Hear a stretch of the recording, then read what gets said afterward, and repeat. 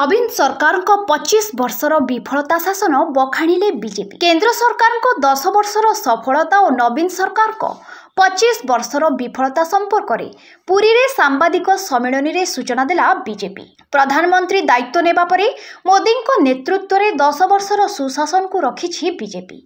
विकसित भारतर संकल्प सबका साथ सबका विकास भारत वर्षर 4 स्तंभ तांकर योजना महिला युवक कृषक गरीब मानक उन्नति लोकाभिमुखी कार्यक्रम गरीब कल्याण योजना रे 80 कोटी ऊर्ध्व नागरिकों को मागणा राशन जोगाइबा 4 कोटी ऊर्ध्व लोकों को आवास 34 कोटी ऊर्ध्व लोकों को नागरिक स्वास्थ्य बीमा रे शामिल करबा 10 कोटी ऊर्ध्व महिला को उज्ज्वला योजना 11 कोटी ऊर्ध्व परिवार को शौचालय 9.8 कोटी परिवार को विद्युत जोगाण 11 कोटी कृषकों को वार्षिक 6000 26 सप्ताह मातृत्व छुट्टी एसबू को आज गणमाध्यम आगे रखिछि बीजेपी।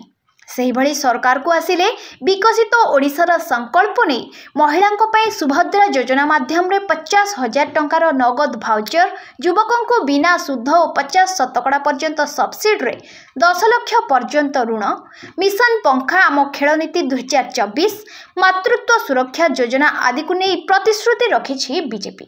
सही भली राज्य सरकार को विरोध रे बर्षिछि बीजेपी। राज्य में महिला हिंसा आदिवासी जमी मालिकाना ह्रास चाषी को चाष जमी को पानी न जीवा स्वास्थ्य व्यवस्था रे त्रुटि स्मार्ट स्कूल दुर्नीति इत्यादि को प्रसंग करी राज्य सरकार को ऊपर बर्षिछि बीजेपी। पुरी सांबादिक सम्मेलन में पुरी बीजेपी सभापति देवेंद्रनाथ तरेई अध्यक्षतार पुरी राज्य बीजेपी मुखपात्र उर्मिला महापात्र निजर वार्ता रखिछंती।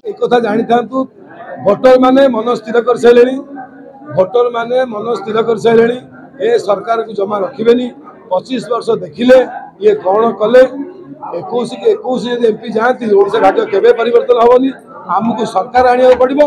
ओडिशा रे जदि भारतीय जनता पार्टी सरकार न होबो एमती एमती ए सरकार अपारक सरकार चलिबो ओडिशा आगु जमा जाय परिबो। ये 5 टकिया मिल 2 टकिया चप्पल 3 टकिया छता महिला मानक ठकिगिरी महिला मानक बोका बनेगिरी एमती चलेबे ओडिशा राज्य केबे विकास होबनी। जो राज्य में चाकरी बिक्री सेक्रेटेरिएट जो पोस्ट बाहर सी बिक्री है हाईकोर्ट को कथा गला बेकार युवक जो शिक्षित युवक जार योग्यता अच्छी सी कुआड़ जीव। जो राज्य में शिक्षित चाकरी पाइबनी चाकरीटा बिक्री हो शिक्षक चाकरी आडभटाइज बाहर बिक्री हम एसो चाकरी बिक्री हम से सरकार जीवा दरकार खबर हम पाखु किंतु काली नितिन गडकरी आसमें समस्त रहे ब्रह्मगिरी कृष्ण प्रसाद आज आडभटाइज बाहर सब देखिए जी से किंतु पूरी आसुचंती मंदिर दर्शन करेंगे प्रभुंकर आशीर्वाद देवे आपण समस्त आसे